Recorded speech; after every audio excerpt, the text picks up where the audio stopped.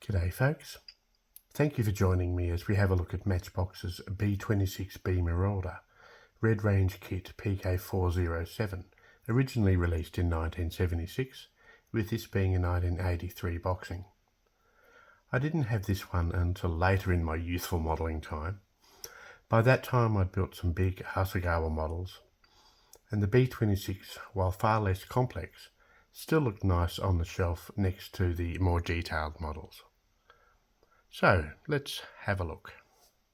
We start with the fabulous Roy Huxley artwork on the front here, a D-Day invasion scene, and it seems that the big kits didn't go through the sanitisation process that the small ones did, and I wonder why that was. We note here that the Flying Torpedo, a fast medium bomber of World War II. Now the Flying Torpedo sounds like a sort of a nickname made up by the Martin Publicity Office. I've never heard that one. I've heard a few other spicy ones, but never that. Now, they're pretty proud of the detail, I think, that they were putting into their kits by then. Fully detailed nose wheel bay and flight deck crew, and the Pratt & Whitney R2800 radial engine. Standard end arrangement here, different picture. Good old shark mouth. This side, you can see just how bashed up this poor box is. We see the kit built and decaled but not painted. And then we have the, this was a, was it $4.60? Same again there. Then on the back we see the three colour schemes. So we've got a natural metal 9th Air Force example. We have an RAF one and a olive drab American one. And then there's the window of happiness. So let's open her up and see what we've got. And judging by the rattling, we've got might have some parts that have come away from the sprues. So let's see what we have.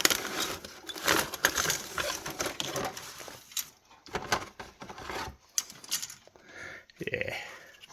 Poor tired old box. So, this is what we've got.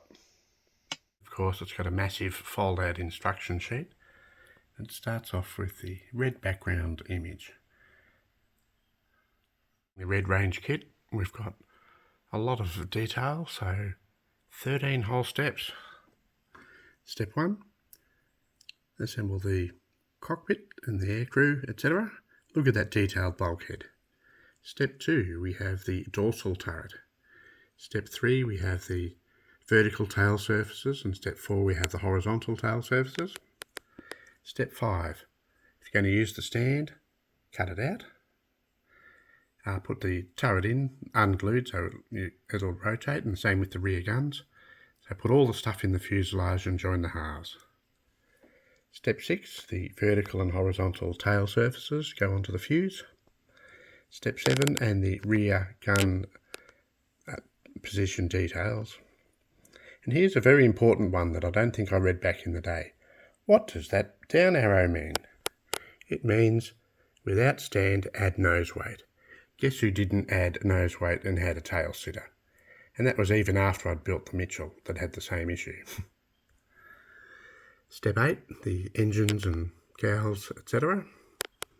Step 9, undercarriage. Step 10, undercarriage. Step 11, the wings and the nacelles and the engines go on. Step 12, the undercarriage and the undercarriage doors, etc. They all go in. The other side of the sheet, step 13, we have adding all the fun bits, the gun packs and the some exhaust componentry, etc. Then we have the mini paint plan, so that's what you paint if you're going to add decals but not do the rest of the painting. Then we have the paint chart, different languages, multi-position display stand, and prototypical information in a few different languages. And that is the instruction sheet. Then we look at the decals. Now I noticed when I looked at these decals that looking at the roundels and the fin flashes there, that's actually a South African set of markings, and indeed 24th Squadron, South African Air Force, showing that Matchbox were recognising the extremely important role played by the South African forces during the Second World War.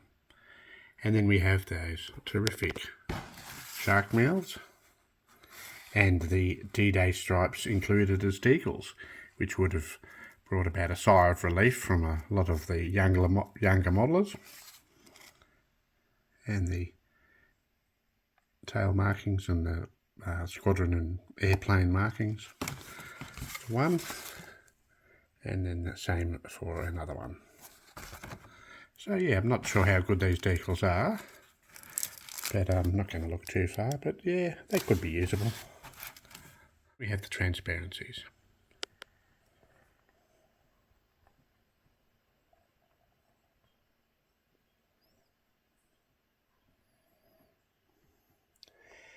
And those internally plug windows were handy with that extra lip on either side for glue, but I invariably put too much glue on, which came up around the edges. And then of course the monster stand. And here we have the first sprue in a rather pleasing olive colour, and the typical detail that we've come to expect, which is not a huge amount, but you could certainly work with it. Now, unfortunately, we can see that this one's got a bit of box rash from parts rubbing together, and so the nice fabric effect on the rudder there, detail on the tailplane, the wings,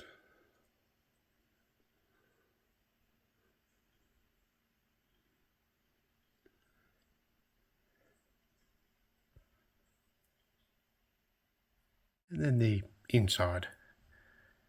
So I noticed this doesn't have the part numbers moulded on the inside like the Canberra does.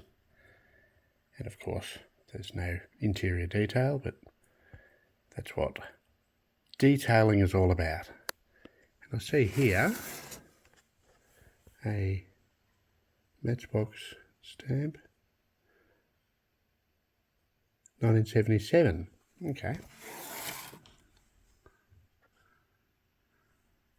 Second sprue, showing the good choice made by Matchbox in having grey for most of the underside areas.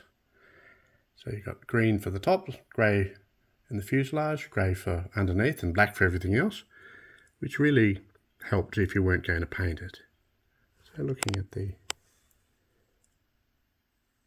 cells and the cowlings there, wing detail, panel detail, good old trenches, undercarriage doors, scoop, underside of the tailplane, intakes, nose wheel doors, etc. Rear of the second sprue.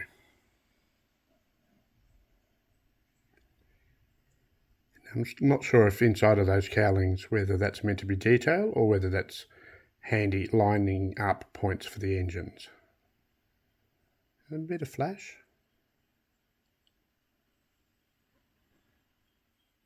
And the third sprue. Now the props were off this. I'm not sure whether that was they broke off because of the long prop shafts or just because someone's taken them off. And I sort of suspect the latter due to the fact that one of the wheels halves, the tyre and wheel half, and one of the engines is also off. And so we've got the crew here. I'll make the top gunner on the right, I'm guessing, unless it's Douglas Bader. Seats, the gun packs, one of them's coming off, and the highly detailed nose gear / cockpit floor, which they were quite proud of, and fair enough too. Wheels, more componentry. See, they're starting to add more detail. 1977, good effort.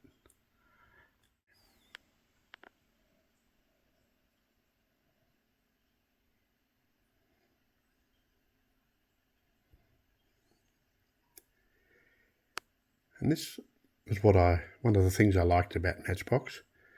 They were solid. I mean, that engine detail's fairly how's your father, but, you know, they were solid, they went together well, they were easy to build by ham-fisted people like myself, and they came together into a nice kit. So thank you for joining me again today. It's been good having a bit of a look at this Marauder once again. Don't have a comparison kit today, but that's all right. And this is the last of the Red Range kits I have at the moment, although I've got 2 more on the way. So please let me know what you reckon, what else you might like to see, whether you've built this kit, whether you would build it. And again, as usual, I'd like to thank scalemates.com and matchboxkits.org for prototypical information. Cheers, folks.